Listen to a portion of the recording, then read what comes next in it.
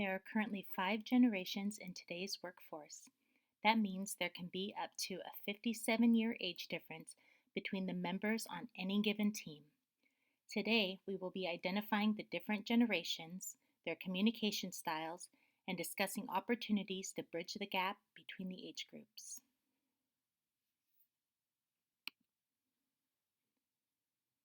Today's workforce consists of the matures, or the silent generation, which makes up 2% of individuals in the workplace, baby boomers, who currently hold 25% of the positions, Generation X, who holds 33%, and the largest part of today's workforce is held by the millennials at 35%. Post-millennials, or Generation Z, make up the last 5%.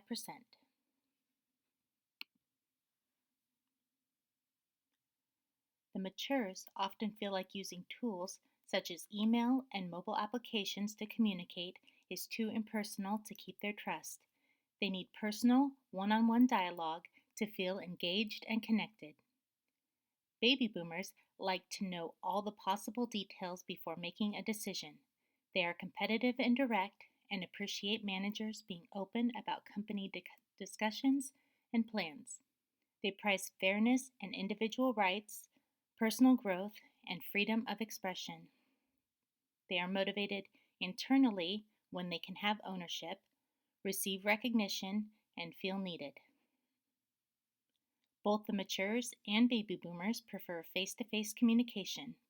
They favor their information in a physical document and are loyal to their jobs.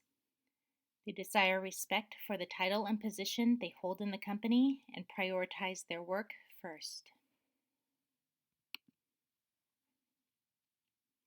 Generation X strives for the flexibility and freedom to do their work as they choose.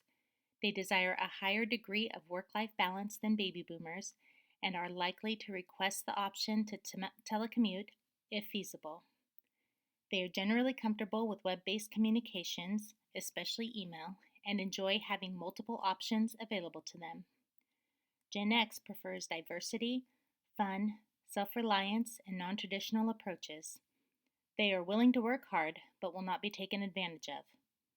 This generation prefers communication via emails or instant messaging.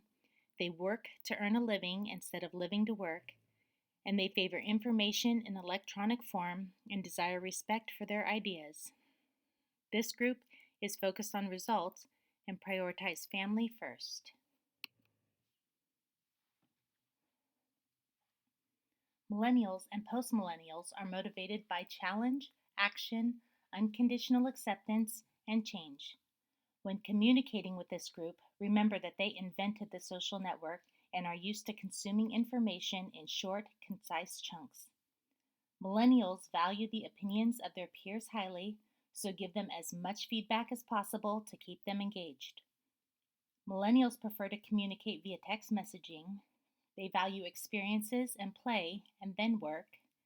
And this group prefers their information via Google or similar search engines and desire respect for their skills.